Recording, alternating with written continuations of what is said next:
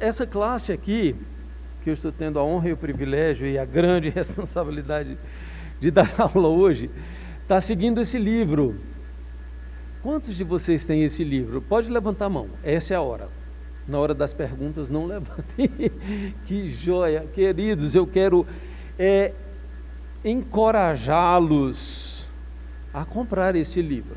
Tá? Esse livro, ele é maravilhoso. Ele tem também na internet, para aqueles que não gostam do cheiro do livro, né? Ou enfim, para aqueles, eu gosto assim porque a gente pode marcar e risca e faz observações, mas sobretudo, adquire esse livro, ele é muito bom, né? Ele vai falar sobre doutrinas que precisam ser tratadas, que estão sendo tratadas aqui na nossa igreja, tá bem? Então nós vamos dar sequência ao capítulo 3, o governo do amor, né? E nós desejavelmente vamos ver os pontos de 5 a 10. O objetivo dessa aula é tratar sobre a maneira que Leeman, que é o autor do livro, Jonathan Leeman, ele aborda os temas de autoridade e da submissão e suas implicações para a igreja no contexto da pós-modernidade, que é o contexto que nós vivemos, né? Contexto que cada um tem a sua verdade serve para você, não serve para o outro, e está tudo bem para todo mundo. Então você que está aí em casa, se depois você tiver alguma pergunta, você põe lá no chat, e aí o Jonathan, que está por aqui, ele pode passar essas perguntas todas para o pastor.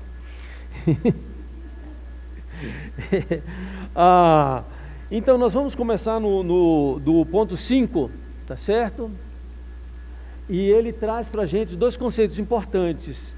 O primeiro conceito, que foi tratado na primeira metade do capítulo, né, com o irmão Aldenir, fala sobre autoridade. Autoridade, aliás, esse é um assunto muito, muito próprio para o dia de hoje, né? Nós conversamos um pouco aqui sobre autoridade, Supremo STF, o presidente da República, enfim, outras autoridades. A gente vai ver que esse conceito de autoridade, ele não está relacionado apenas, porque hoje nós vivemos um ambiente tão politizado que a gente não sabe olhar, por exemplo, não é que a gente não sabe olhar, nós não estamos acostumados a ver, né, por exemplo, o presbítero da nossa igreja, o diácono, o pastor, enfim, alguém que está em posição de autoridade como autoridade estabelecida do Senhor. Então eu quero convidar você a fazer feito eu fiz em casa, né? Passar quem tem lente de contato sabe como é que precisa lavar,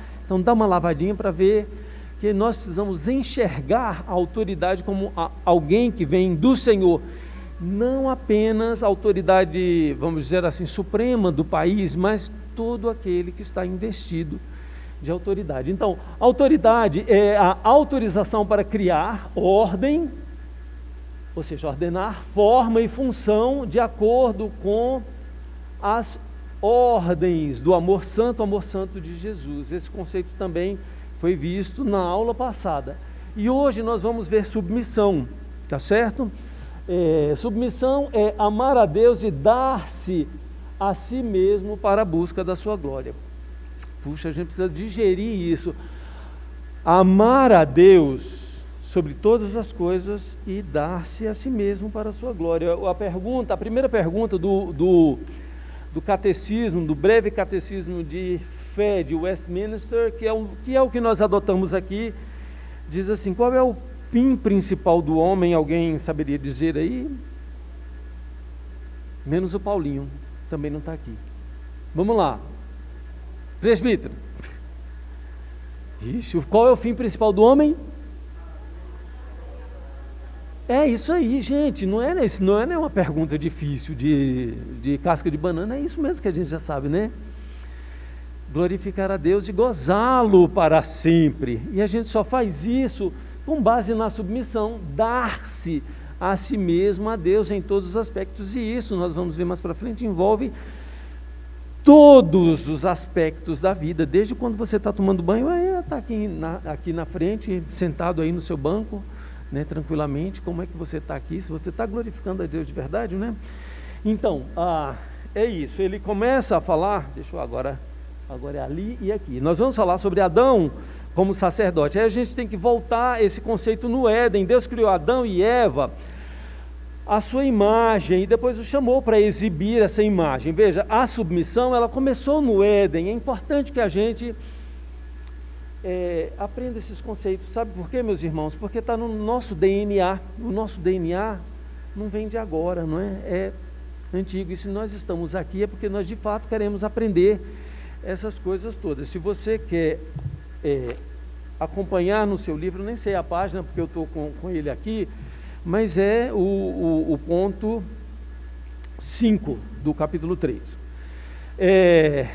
E Deus os chamou para exibir essa imagem. O pastor falou hoje pela manhã, o pastor Márcio, sobre refletirmos a imagem do Senhor. Veja bem, Adão e Eva, eles foram criados para exibir a imagem de Deus e não a imagem deles, né? Na nossa sociedade nós somos ensinados o contrário. Você tem que ter a sua personalidade, você tem que aparecer, tal. E nós, por conta do nosso DNA, nós os transformados pelo poder do Santo Espírito, nós precisamos sempre refletir, exibir a imagem de Deus. Então a humanidade retrata Deus através do exercício da autoridade, mas somente ao fazê-lo da maneira que mostre ao mundo como Ele, como Deus é. Então nós temos que nos assemelhar, refletir a imagem de Deus, porque senão o nosso conceito de autoridade, a autoridade que nós exercemos, não será a autoridade nos padrões de Deus.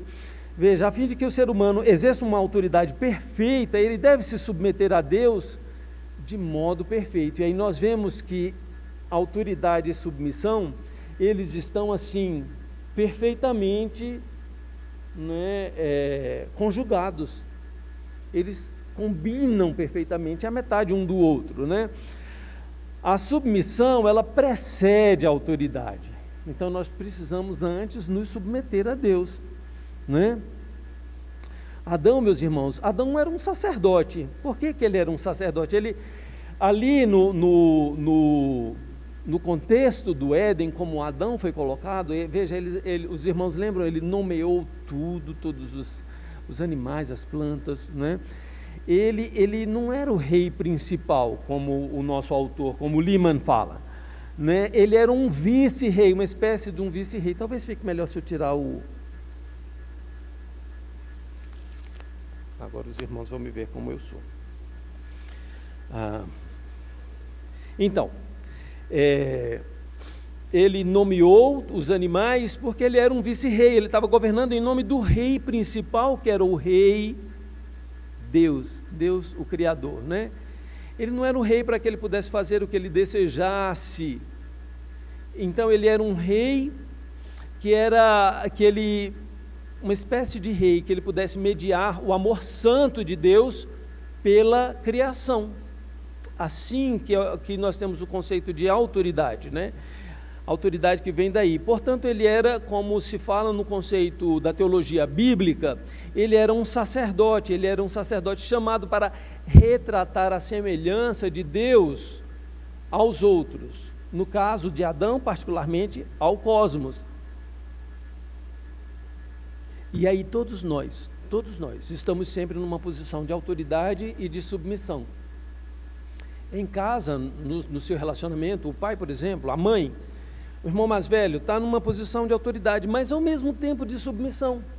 E nós precisamos, à medida que nós exercemos a autoridade, precisamos exercê-la refletindo a imagem de Deus. Puxa, mas isso parece uma coisa bem genérica, a gente vai caminhar um pouquinho com esses conceitos mais na frente, né? A submissão piedosa, ela envolve obedecer aos mandamentos e às leis de Deus, tá? E as leis de Deus está tudo aqui. A gente precisa conhecer a palavra de Deus para que nós obedeçamos a palavra de Deus como Deus quer que nós obedeçamos. Mas a submissão piedosa, ela é muito mais que isso, não é? Ela é, como diz o Lehmann aqui, a amar a Deus de forma total, abraçar a sua glória e dar-me a mim mesmo, veja, a mim mesmo e a todos os meus recursos por causa da glória de Deus. Eu preciso não apenas comprometer-me a minha alma, os meus desejos, né? A coisa assim mais subjetiva, mas também aquilo que eu possuo, os meus bens, né? Colocar todos os meus recursos, os meus dons, os meus talentos, né? Para a causa da glória de Deus.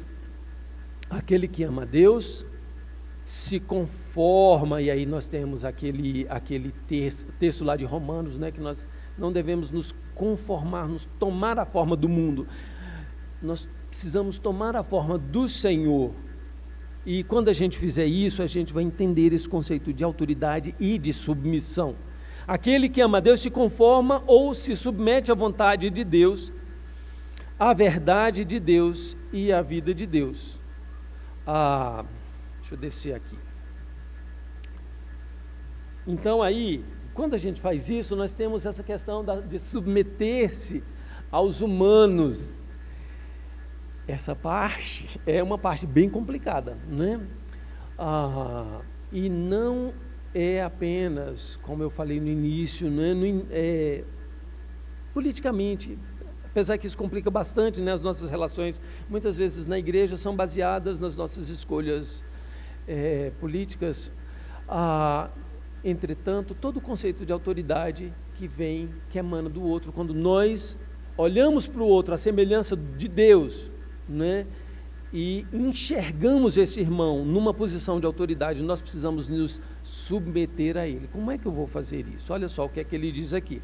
Submissão é aceitar como sendo exigência do amor a autorização para governar de quem está numa posição de autoridade. E nós precisamos tirar, né, esse conceito de governar apenas aquele que a gente põe o voto. Esqueça essa parte do voto, tá bom? Nós estamos falando de quem está numa posição de autoridade. Portanto, se tem alguém, dando um exemplo assim bem genérico, organizando uma fila, essa pessoa está numa posição de autoridade, e eu não posso me insurgir em relação a ela, porque eu sou um filho de Deus, eu habito num outro mundo. Se você tem autoridade sobre mim, em algum contexto específico, eu aceito a prerrogativa que Deus lhe incumbiu de estar à frente de outros neste particular domínio, né? Eu me submeto a agir de acordo com a sua ordem, submeto a mim mesmo e os meus recursos na busca dos seus propósitos, dos seus, meu irmão, né? Submeto-me a ser corrigido, submeto-me a ser corrigido quando estiver agindo em desacordo com a sua ordem, submeto a mim mesmo e os meus recursos na busca do seu propósito. Isso é ser crente regenerado, né?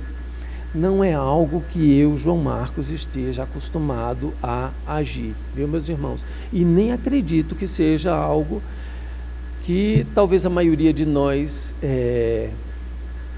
esteja acostumada a agir assim.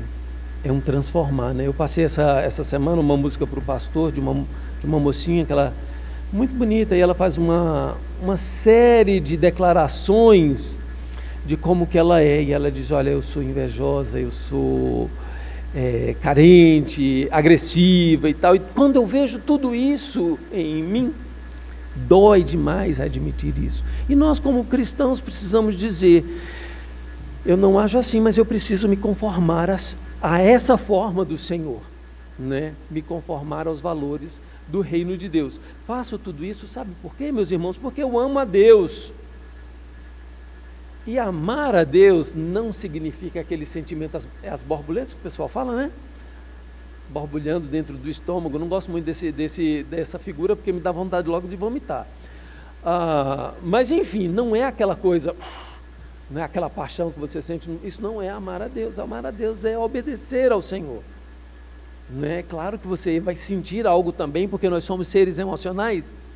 Mas não adianta nós sentirmos. Semana passada, na outra semana, nós estávamos discutindo lá na outra classe sobre o valor do culto doméstico, mas não adianta você ter um culto doméstico bonito em casa, de repente o camarada, feito eu, né, toca e faz um culto doméstico harmonizado, tal, e 2 horas depois é um outro contexto, completamente dissociado. Então, nós não podemos fazer isso, né? O nosso amor a Deus precisa ser um amor obediente. Eu faço tudo isso porque amo a Deus e acredito que Ele lhe deu autorização para administrar as exigências do seu amor santo nesse contexto específico.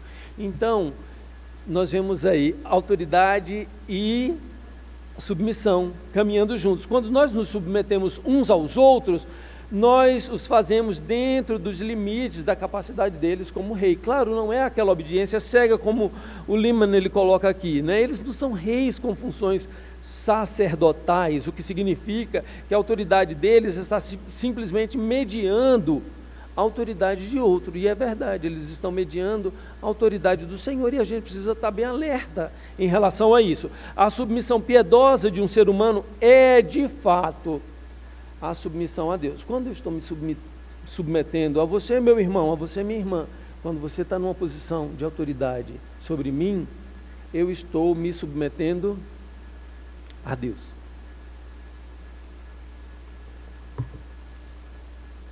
E aí, tem uma questão, né, que é a questão de gerar ou ameaçar a vida. Porque Deus nos criou criativos, não é verdade? E Deus nos criou assim, com capacidades de fazer muitas coisas, de liderar. E quem é líder tem dificuldade. Bom, eu estou fazendo uma afirmação muito fechada, né? Quem é líder pode ter dificuldade em aceitar uma situação de liderado e de submissão, né? Então, quando eu estou me submetendo a alguém, será que eu não estou me anulando? Essa é a pergunta que o Lehman faz, que é muito interessante, né? Eu quero fazer algo, né?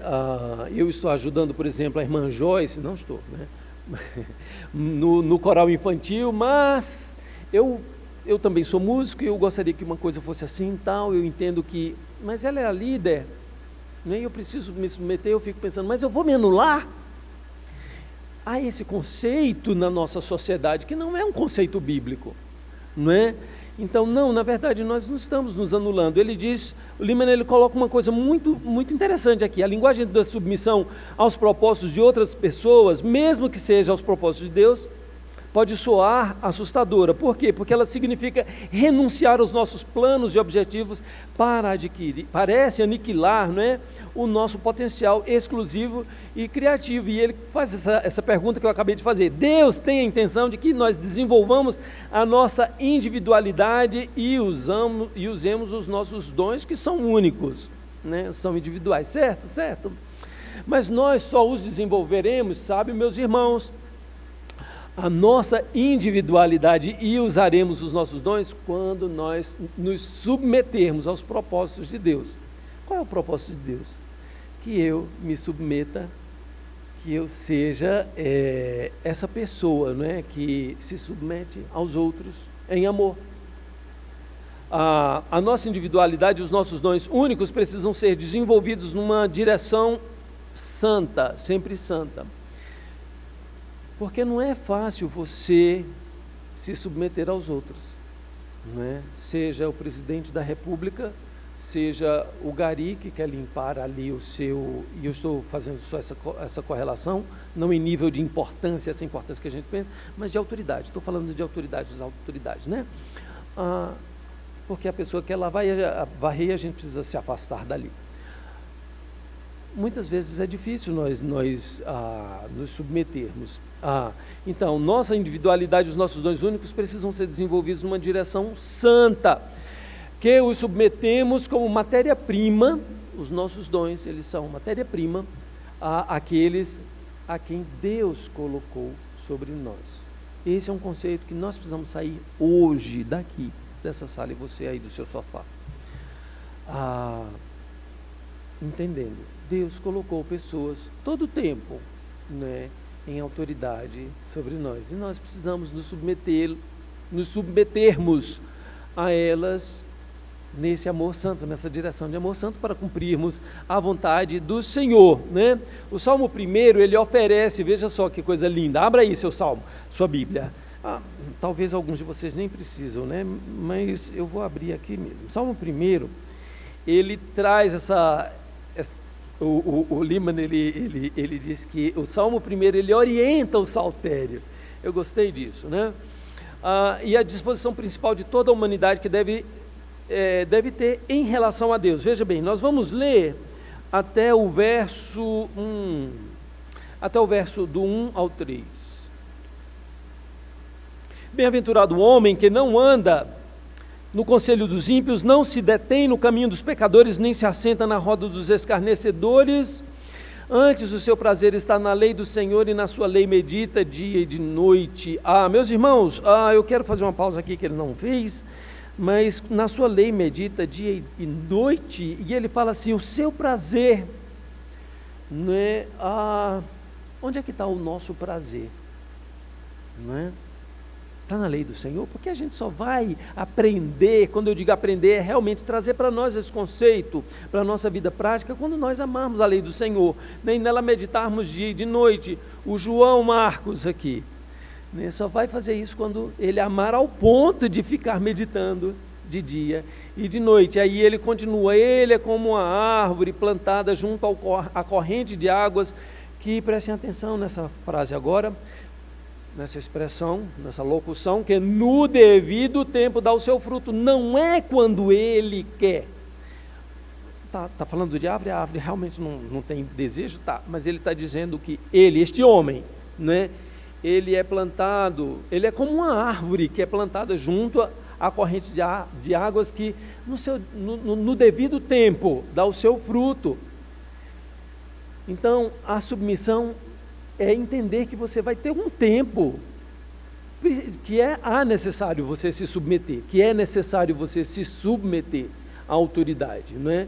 E aí você vai dar o seu fruto. A submissão a Deus, ela notavelmente não extingue a vida do homem e o seu potencial único e criativo, ela o multiplica. Ele é abençoado por meio, este homem, né, abençoado por meio de Deus, não é? E dele vem os frutos da bênção na vida dos outros, quando ele é dessa forma. É para ali? Foi, né? Então, tanto a autoridade quanto a submissão são ações do amor santo de Deus. Elas são aquilo que o amor santo realiza quando põe mãos à obra. Veja que coisa bonita isso, né? A autoridade, ela vai dizer, construamos um reino para a glória de Deus, e a submissão, ela vai dizer, estou nessa, vou entrar aí com a minha vontade, com o meu potencial, com meus recursos. É assim que a gente vai se submeter à palavra do Senhor e à autoridade, em consequência. No ponto 6, o ponto 6, ele diz assim, ao mesmo tempo, nós desconfiamos da autoridade com razão, porque o pecado em sua essência, ele é o abuso da autoridade que Deus deu às suas criaturas. E é isso aí. O pecado, ele é o abuso da autoridade. A gente, de novo, vai lá para o Éden, né? O governo caído, o pecado... o pecado é desobediência, mas também pode ser definido como mau uso da autoridade delegada a nós. Sim, porque Deus nos deu autoridade para refletirmos a imagem dele e fazermos o uso criativo das coisas. E quando nós mudamos isso, nós estamos usando mal a autoridade que Deus nos deu, e nós estamos pecando, e isso é pecado, né? Toda ação ou toda decisão que um ser humano faz na carne e não no espírito, usando a linguagem de Paulo, não é? É um abuso da autoridade. Vem, meus irmãos, como é diferente, porque quando Paulo diz que nós precisamos andar em espírito, não é só no domingo, quando a gente vem para a igreja todo o tempo, não é? É quando você está tomando o seu banho, dirigindo-se para o trabalho, no WhatsApp, a gente tem que andar em espírito. É muito difícil isso, né? Mas se a Bíblia fala, não é uma coisa impossível, né? É algo que nós precisamos correr atrás, né? Andai no espírito, jamais satisfareis as concupiscências, os desejos malignos da carne, porque a carne não tem jeito, ela milita contra o espírito. É verdade. A Bíblia é quem diz, né? Então, o pecado é a autoridade exercida do modo incorreto ou legitimada de modo incorreto. Tá certo? Ele não apenas faz, mas ele legitima de modo incorreto. É governar no seu próprio nome em vez de no nome de Deus, por meio do amor mundano em vez do amor santo. O Lehman, ele coloca uma coisa aqui que é muito interessante, que eu quero compartilhar com vocês. Ele diz assim: não deveria ser muito difícil perceber que o nosso ódio pela autoridade e pela submissão a Deus e a sua glória estão profundamente ligados. Sabe por quê, meus irmãos? Porque nós queremos a nossa glória. Foi isso que aconteceu lá no Éden, e nós estamos de fato falando de Adão, quando ele quis ser igual a Deus. Lá em Gênesis 3, ele não quis se submeter a Deus, porque ele ouviu o canto da sereia. Na verdade não foi sereia, foi da serpente, né? Que ele disse: olha, se você comer daquela árvore ali, daquele fruto, você vai ser igual a Deus. E aí parecia que Deus estava omitindo alguma informação aí de Adão e Eva, e ele pecou, comeu do fruto, comeu Eva, comeu ele, e por conta disso a humanidade caiu. Essa é a chamada queda teológica, não é? Nós não podemos também colocar todas as nossas, vamos dizer assim, as nossas impiedades, a nossa culpa em cima da queda. E diz: não, isso é coisa da queda, eu sou aquele cântico de Gabriela, né? Eu nasci caído, eu cresci caído e vou morrer caído. Não. Quem está em Cristo é nova criatura. A gente precisa se apossar disso. Eu sou nova criatura. Eu preciso agir de maneira diferente. Sim, o pecado está no meu DNA, mas eu preciso lutar contra isso, né? Afinal, eu sou ou não sou uma nova criatura? Não queremos nos submeter a nós mesmos, nem a nossa matéria-prima a este senhorio, ao senhorio do Senhor. Nós queremos ser Deus. Preferiríamos criar por conta própria, a nossa retidão, o nosso sentido de dignidade, as nossas próprias regras e o nosso próprio governo, porque assim, ao que parece, a glória seria nossa. Meus irmãos, isso assim parece uma fala assim muito difícil, mas nós fazemos isso o tempo todo. A gente quer mudar alguma coisa, uma situação em relação, por exemplo, a um aplicativo que a gente usa, e a gente vai fazer um arcabouço, até com a gente põe uma teologia ali no meio, para justificar os nossos atos, e aí nós dizemos: eu faço assim, eu sou justo, eu sou bom, palmas para mim. Pastor, um microfone, tá aí. João, quando a gente ouve essa palavra autoridade, a gente arrepia, né? A gente vive numa cultura que rejeita qualquer forma de autoridade. A nossa cultura, ela é bem individualista. E você tocou num ponto, o Lehman faz, né? Ele é tão crucial que Deus estabelece, sim, formas de autoridade, mas Deus abomina o abuso. E a gente precisa sempre se lembrar que qualquer exercício de autoridade está debaixo de autoridade maior, que é a autoridade dele. Eu vejo pais que sentem-se pouco à vontade de exercer autoridade com os filhos. A autoridade que Deus nos deu não é para nos dar o aval para sermos autoridades abusivas. Autoritários, né? Autoritários, exato, é diferente, né?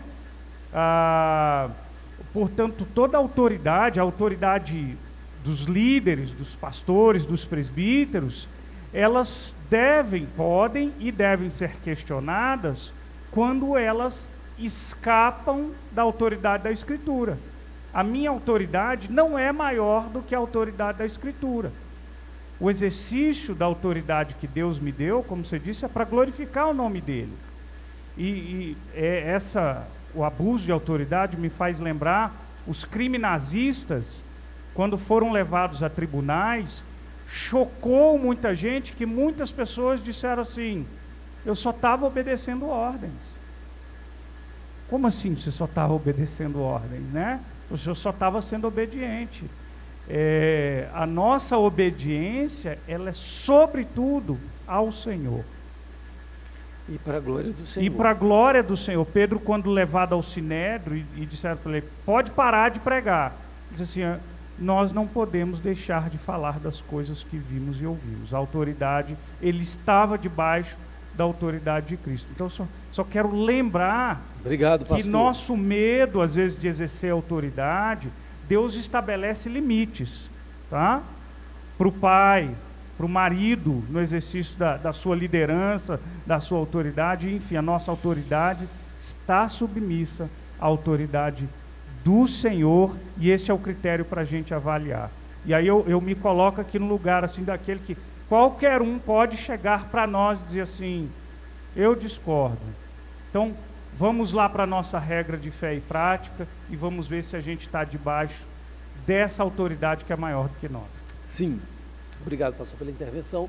Um outro ponto é a autonomia e a tirania. Elas são feitas da mesma essência, que é a essência da desobediência, e ambas ferem o caráter de Deus. O que é esse isolamento e a autonomia? Outro dia eu estava conversando com o CI, da aula ali na classe dos casos de família cristã. Nós estamos estudando sobre esse tema mesmo de criação de filhos, e eu vejo como que é difícil isso. Eu falei para a CI, olha, eu entendo aqueles monges lá no início da igreja, e hoje é uma tendência bem menor, né? Especialmente entre os católicos, mas antes não tinha isso, essa divisão. Então o que aqueles homens faziam? E também havia mulheres que faziam, eles se isolavam, né? Especialmente ali o pessoal ali naquela região mais árida do Egito e tal, e tinha um lugar que eles iam. Por quê? Porque você deixa de pecar menos, pelo menos. Parece isso, né? Porque você se isola em alguns pecados coletivos, você não precisa pecar. Não, mas o texto de Lehmann, ele diz assim, olha, o isolamento e a autonomia do indivíduo, porque aí, né, ele se torna autônomo, né, do indivíduo ocidental, são feitos da mesma essência do que o abuso do tirano sobre as massas. Ambos os indivíduos, eles rejeitaram a autoridade de Deus e decidiram governar em seus próprios termos. Quando eu subo lá no monte, crio uma caverninha para mim e fico lá, eu decido viver como eu estou querendo, né? E fujo da autoridade de Deus. E aí ele fala sobre o liberalismo filosófico, que ele diz assim, na melhor das hipóteses é um mecanismo defensivo contra os inescrupulosos, né? O fato de você se alhear de tudo, você se isolar, né? Que seria mais ou menos como um intermitente poder de veto. Digamos que eu não gosto do governador daqui, então eu vou para uma chácara, fico lá e eu deixo de obedecer a qualquer coisa que ele, um decreto, por exemplo. Eu não estou sabendo de nada, não é? Eu estou pecando quando eu faço isso, não é? Individualismo autônomo e as tiranias são diferenças mais fundamentalmente de grau do que de essência, ou seja, dentro de mim, o camarada que está sendo tirano, dentro de mim não, deixa eu parar, deixa eu começar. O camarada que está sendo tirano, ele está ferindo a autoridade do Senhor, ele não está sendo autoridade como Deus quer, da mesma forma que eu me recolhendo, né? Então, essencialmente, a desobediência é a mesma, é um pecado isso. É irônico que tantos escritores hoje em dia pareçam culpar o individualismo autônomo, ele comenta aqui, e o colapso da comunidade do iluminismo no pensamento contratual, como se essas coisas fossem problemas peculiares dessa época moderna que nós vivemos, ou da pós-modernidade. E o Lehmann, ele traz uma coisa muito interessante, que ele sempre nos mostra, ele sempre nos leva lá para o Éden. Por isso que eu falo, compra esse livro para dar uma lida, para acompanhar melhor as nossas lições. Ele diz, o individualismo autônomo não começou com o iluminismo ou com o liberalismo filosófico, ele começou antes, bem antes, como uma resposta humana à aliança das obras de Deus. Especificamente, Adão e Eva, eles engoliram a mentira da serpente e ficaram determinados a ser iguais a Deus, conhecedores do bem e do mal em seus próprios termos. Foi isso que aconteceu. Já havia essa semente lá atrás, né? Mas uma vez eu quero lembrar, a gente não pode colocar tudo na conta da queda, viu? Nós fomos chamados para sermos diferentes. Sim, nós pecamos por conta da queda. Mas não é por conta da queda que eu vou levar uma vida de pecado e, eu sou assim. Os humanos farão um mau uso de autoridade. Isso é um conceito que nós precisamos entender sempre. Por quê? Porque nós vivemos numa sociedade caída, né? Deus odeia isso, já vou adiantar. Após a expulsão de Eva e de Adão no paraíso, essa deveria ser a primeira lição da Bíblia, visto que Caim ele se levanta contra o seu irmão Abel e ele mata Abel, ele se insurge, não é? E aí, à medida que quanto mais poder nós temos nas nossas mãos, e aí nós estamos falando da autoridade ali de cima, né? Os humanos farão mau uso da autoridade. Quanto mais poder eu tenho nas mãos, alguém tem na mão, mais o poder de desobediência é maior o dano a ser feito, né? Isso a gente vê, por exemplo, na Bíblia, quando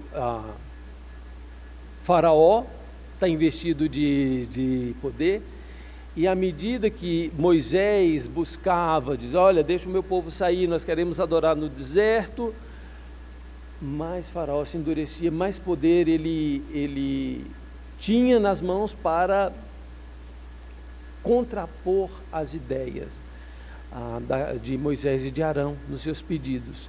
Os reis idólatras também, que a Bíblia traz, todos eles, meus irmãos, à medida que eles tinham mais poder, eles faziam mais coisas que levavam o povo, não era só eles, né? Eles levavam o povo a se afastar, a pecar mais de Deus, e o povo se submetia, aí bem nisso que o pastor falou, né? Eu estou só obedecendo a autoridade, mas eles sabiam também, porque a lei tinha sido dada para eles, eles tinham suas responsabilidades, mas eles eram levados também a pecar pelos líderes, né? Tem um ditado que fala assim, o poder corrompe, o poder absoluto corrompe absolutamente. Deus censura publicamente todas as tiranias que surgem das maiorias ou das minorias, né? Deus censura isso. Nós vamos ver que lá em Ezequiel 22, versículo 29, está escrito assim, contra o povo da terra praticam extorsão, está falando dos líderes, eles andam roubando, fazendo violência ao aflito e ao necessitado e ao estrangeiro, oprimem sem razão. Deus está fazendo uma crítica às pessoas que estão fazendo mau uso da autoridade. Deus promete julgar esses abusos. Ezequiel 22, 31, ou seja, 2 versículos à frente, ele diz assim, por isso eu derramei sobre eles a minha indignação, juízo de Deus. Com fogo do meu furor os consumi, fiz-lhe cair sobre a cabeça o castigo do seu procedimento, diz o Senhor Deus. Há uma questão de uso de autoridade, meu irmão, Deus vai julgar. E não precisa ser, veja bem, mais uma vez, essa questão que o pastor falou, né? Lembrou aqui para a gente, quando a gente fala em autoridade, né? Não são as autoridades, quando eu estou numa posição de autoridade, o Lehmann, inclusive, ele faz essa pergunta, você conhece, você presbítero, pastor, líder de igreja, meu irmão, minha irmã, que já esteve em alguma posição de autoridade, você alguma vez já abusou da autoridade? E aí ele disse, eu concordo com ele aqui, né? Que se alguém diz que não, essa pessoa vai estar mentindo, porque é de nós, né? O pecar, né? Se aproveitar do jeitinho para obter vantagens da autoridade. Continuando, ele diz assim: Deus é Deus de justiça, ele despreza a exploração de todas as formas. No Salmo 9,9 diz assim: o Senhor também é alto refúgio para o oprimido. Oprimido é aquela pessoa que tem alguém que está abusando, né, de autoridade sobre essa pessoa. Deus é alto refúgio. Segundo Crônicas 19:7 diz assim: não há no Senhor nosso Deus, e essa é uma afirmação do rei Josafá, não há no Senhor nosso Deus a injustiça, nem parcialidade, nem aceita ele suborno. Nós vamos encontrar pessoas injustas, pessoas parciais, pessoas que aceitam suborno. Muitas vezes nós somos essas pessoas, porque suborno muitas vezes não é um dinheiro que você recebe, mas quando você recebe qualquer tipo de ajuda que te constrange a fazer algo, isso é suborno. Viu como isso é bem assim para os nossos dias, né? E a gente não pensa sobre essas coisas. Nós vivemos nessa fuga, né, de achar que ser crente é vir para a igreja, cantar um louvor bonito, se sentar, se comportar, às vezes anotar o sermão e viver uma vida muitas vezes dissociada da realidade do que Deus quer de nós. Quando eu aceito um favor de alguém e eu sou constrangido a fazer algo por isso, eu estou recebendo suborno.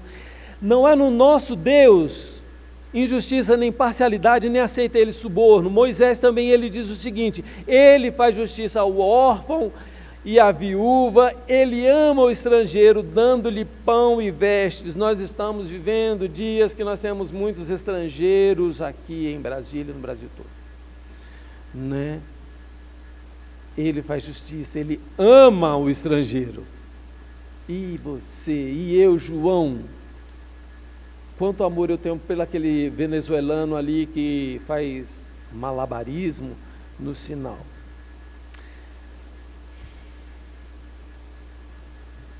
Jesus, ele também trata essas coisas de autoridade. Quando Jesus está falando sobre a parábola, né, dos arrendatários, ele está falando isso para os crentes da época, né, para os fariseus. Ele está trazendo essa parábola para o povo dele ali, aquele povo que conhecia a palavra do Senhor, a Bíblia, né? A Torá. E ele descreveu aqueles homens nessa parábola dos arrendatários, que não estavam satisfeitos por ser arrendatários, porque eles queriam ser donos. Vocês lembram? Jesus falou, olha, ele mandou o dono da vinha, ele mandou lá um servo, eles foram e mataram aquele camarada, e depois ele mandou outro, e saiu mandando, até finalmente ele disse: eu vou mandar o meu filho vai lá, e eles vão respeitar. E ele mandou o filho, e os trabalhadores, os arrendatários, eles mataram o filho. Então, nós não somos muito diferentes, sabe, dessa nação que tipifica o povo de Deus. Quando eu falo nação, é a nação que a Bíblia está falando aqui, a nação de Israel, Israel bíblico. Nós não somos diferentes, por isso que o Senhor escolheu aquele povo, porque ele tipifica o que vai no meu coração e no seu, né? Muitas vezes nós matamos o Filho de Deus quando nós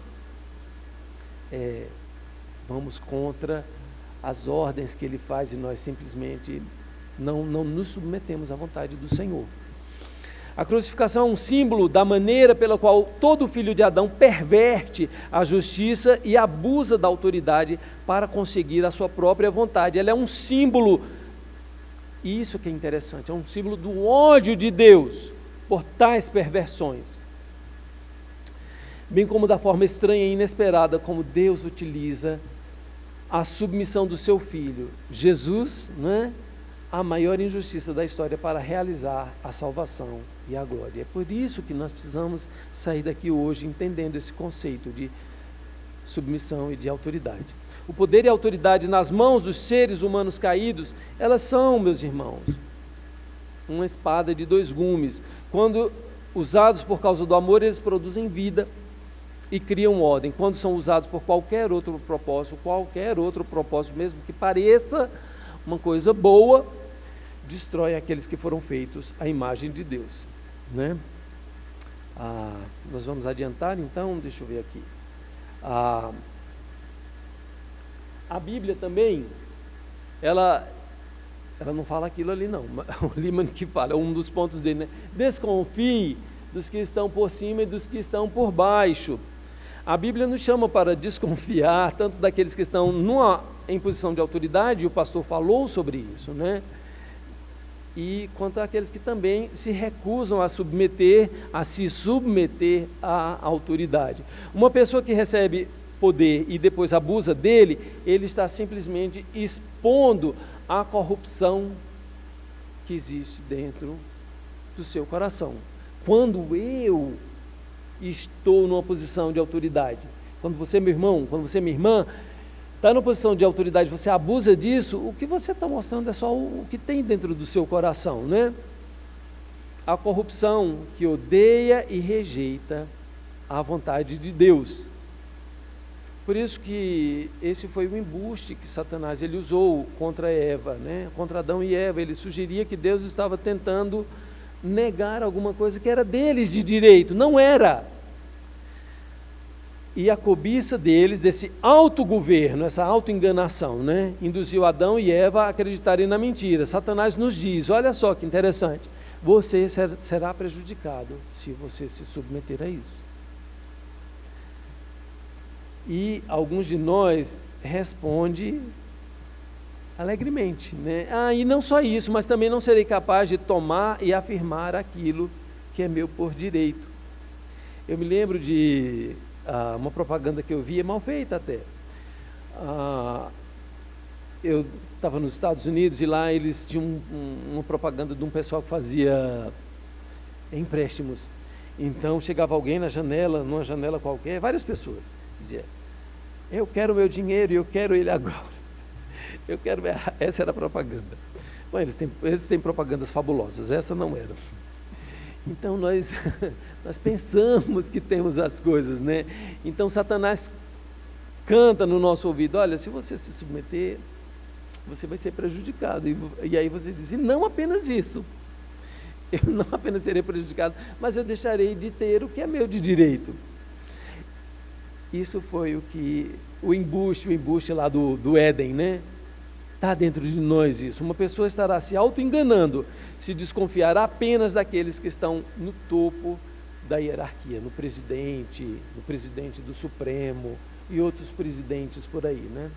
A gente precisa também desconfiar de nós quando estamos numa posição de submissão e não queremos nos submeter. Nós temos um outro ponto aqui. A vida e a morte e a ressurreição de Cristo apresentam ao mundo um exemplo de autoridade redimida, uma autoridade a qual ele mais tarde passa para o seu povo. É interessante isso. Cristo ele vai redimir esse conceito de autoridade e de submissão e em seguida ele vai dizer, isso é para vocês, meus seguidores, fazerem. Então a gente vai ver agora uma lista que eu quero ver com vocês mesmo, uma a uma. Cadê? Cristo redimindo o amor. O Antigo Testamento ensina que todos pecaram e falharam em glorificar a Deus com sua dominação. De modo profético e tipológico, o Antigo Testamento ele aponta para um tempo, tá? Onde Deus ele incluirá outro filho de Adão, né? O outro Adão, o segundo Adão, né? No roteiro da história. E esse filho é Jesus, né? Para que ele fizesse com sabedoria, conforme está lá em Isaías 11, 2, para que ele fizesse com sabedoria, com entendimento, com conselho e fortaleza, com conhecimento e temor do Senhor, aquilo que Adão deixou de fazer no paraíso. Por isso que veio um segundo Adão. Esse rei, o rei Jesus, conforme o próprio profeta Isaías fala, ele não julgará segundo a vista dos seus olhos, nem repreenderá segundo o ouvir dos seus ouvidos, mas julgará com justiça os pobres e decidirá com equidade a favor dos mansos da terra. Talvez o mais notável nisso tudo, não é?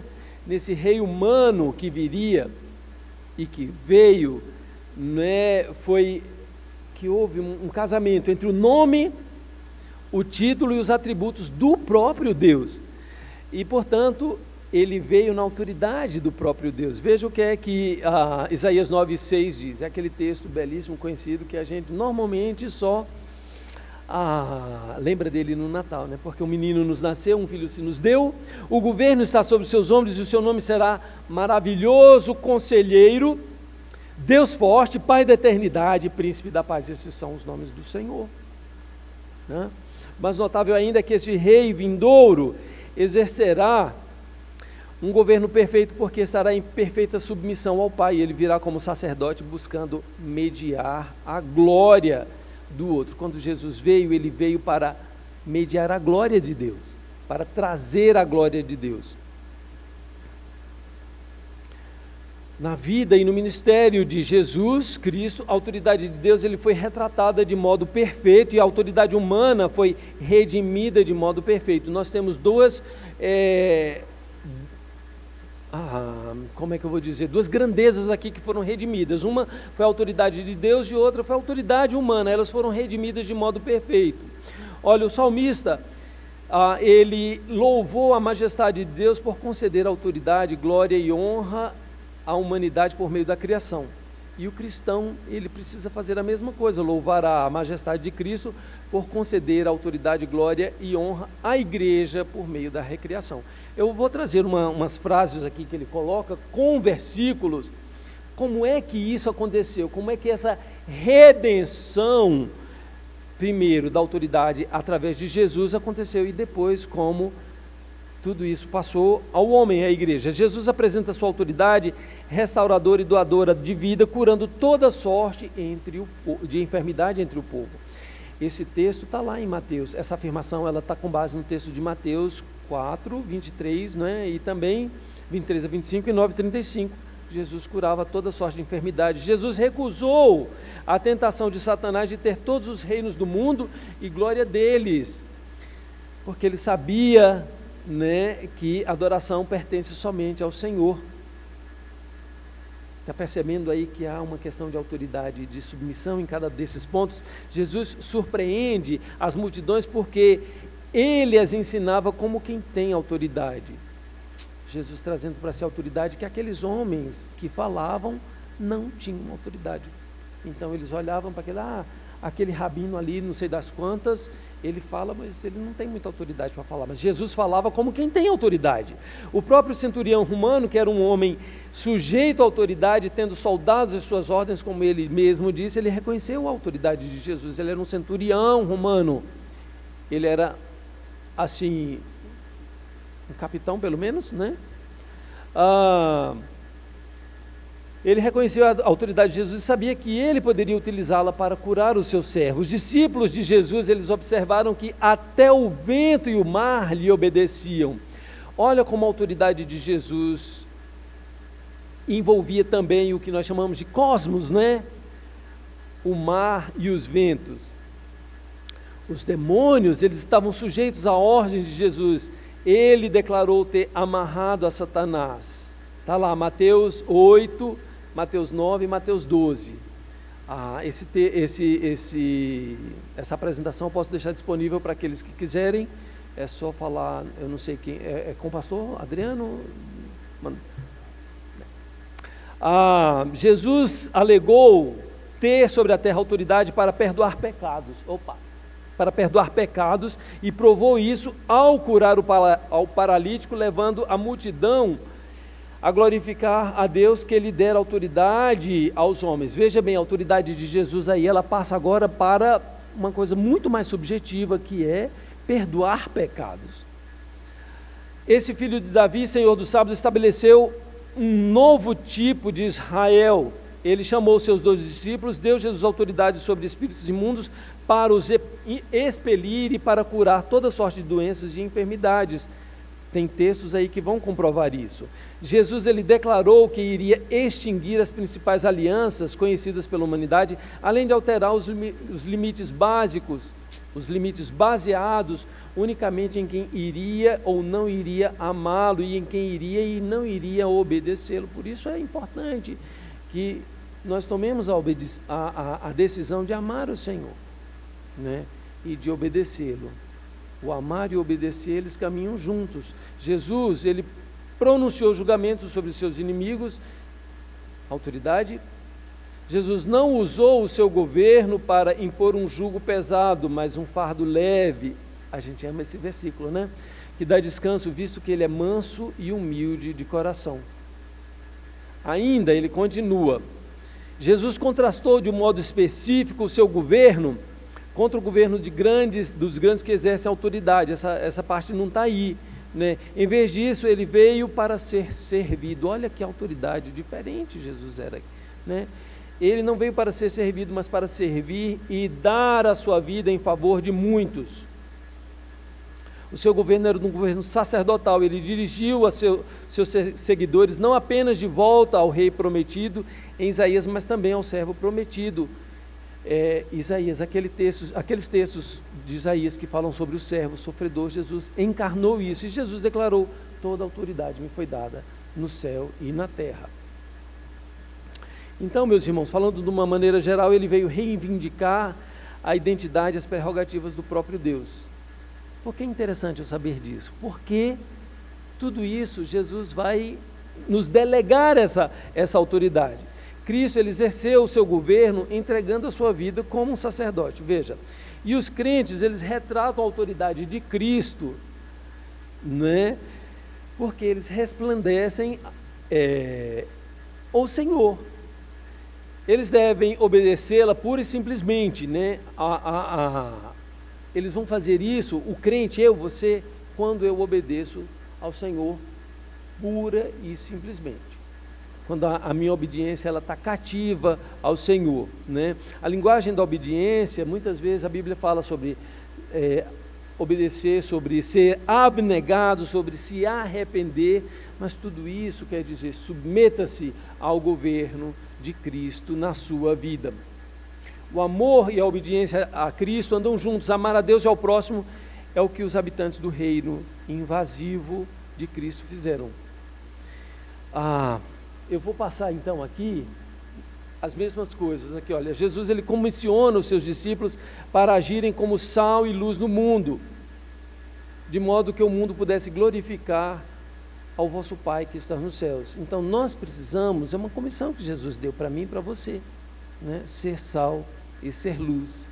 Nós vamos ser autoridades quando e vamos nos submeter quando nós formos sal e luz do mundo. Muitas vezes a nossa luz está um pouco apagada, o nosso sal está perdendo o sabor. Jesus falou no Sermão do Monte que se o sal se tornar insípido, ele não vai prestar para mais nada, né? Se a sua luz não resplandecer onde você está, não vai adiantar de muita coisa, né? Uma vez eu estava pregando numa igreja batista aqui no Recanto, e tem um cântico que fala assim: eu sou de Jesus, aleluia. Talvez alguns de vocês, os mais velhos, conheçam. Eu sou de Jesus, aleluia, de Cristo Jesus, meu Senhor. Tá, e daí? Que diferença faz eu ser de Jesus? Não é só cantar?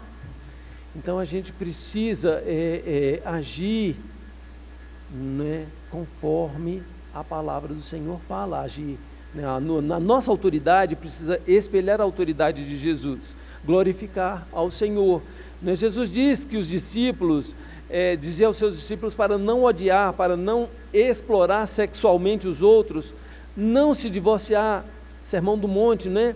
Não mentir, não pagar na mesma moeda, são coisas que a gente faz isso. Na verdade, eles deveriam amar os seus inimigos e lhes fazer o bem, exatamente porque o seu Pai Celestial faz vir chuva sobre justos e injustos. Não é fácil, mas é possível. Quando nós nos submetemos ao senhorio do Senhor Jesus, nós trazemos glória ao nome do Senhor. Jesus resumiu toda a lei e os profetas dizendo que os seus seguidores, eles fariam aos outros o que eles queriam que fosse feito a eles. E a gente quer sempre, né, que a palavra do Senhor seja estabelecida na nossa vida. Por isso que a gente precisa fazer para os outros aquilo que nós gostaríamos que eles fizessem para nós. De fato, Jesus chama as pessoas a deixarem tudo e perderem sua vida pelo fato de o seguirem. Esse é um conceito tão difícil, né? Deixar tudo para seguir Jesus, parece que isso é uma coisa só para os missionários, né? Mas como eu falei no início desse estudo, quando a gente ama ao Senhor, a gente ama com o nosso coração, com a nossa obediência e com os nossos recursos também. Deixa eu passar aqui. Tem uma série aqui, meus irmãos. Eu encorajo vocês a verem todo esse material. Ele é um material riquíssimo. Eu queria, enfim, essa não é uma lição para a gente simplesmente passar por cima. Eu não gosto da gente, né, dar uma voada de helicóptero em cima. É uma coisa muito rica, é um texto muito denso. Eu acho que inclusive já está quase na hora, né? 10h40 que nós vamos aqui. Bom, nós vivemos em dois mundos completamente diferentes, né? Então, são duas realidades completamente opostas. O reino de Cristo e o reino dos homens são essas realidades diferentes. Mas, no entanto, elas transitam, eu não sei como dizer isso de uma outra forma, mas elas transitam no mesmo espaço. O reino de Deus, ele está estabelecido e está aqui entre nós, nessa realidade que hoje você toca. E muitas vezes é difícil da gente distinguir uma coisa de outra. Mas o fato é, meu irmão, o Senhor chamou você, chamou a mim, para sermos ambos autoridades que refletem o Senhor, Deus, né, o Deus Criador, e ao mesmo tempo sermos submissos como Jesus foi. E quando nós formos submissos como Jesus foi, nós amaremos Ele a tal ponto que, como diz o Salmo primeiro, né, nós vamos nos deliciar o tempo todo no Senhor, de dia e de noite, meditando através da sua palavra. Pode não parecer muito fácil, e de fato não é, né? Mas o Senhor falou que o jugo dele é suave e o fardo dele é leve. Então eu quero encorajar a gente a perseverar, né, nesse caminho, à medida que os nossos olhos estão sendo abertos, a gente caminhar conforme aquilo que nós estamos aprendendo, né, para trazermos glória ao nome de Jesus. Eu, João, eu preciso trazer glória ao nome do Senhor Jesus, né, com a minha vida, com o meu proceder, como eu me relaciono com a autoridade e como eu sou enquanto autoridade, né? Eu preciso refletir a glória do Senhor. Amém? Vamos ficar por aqui?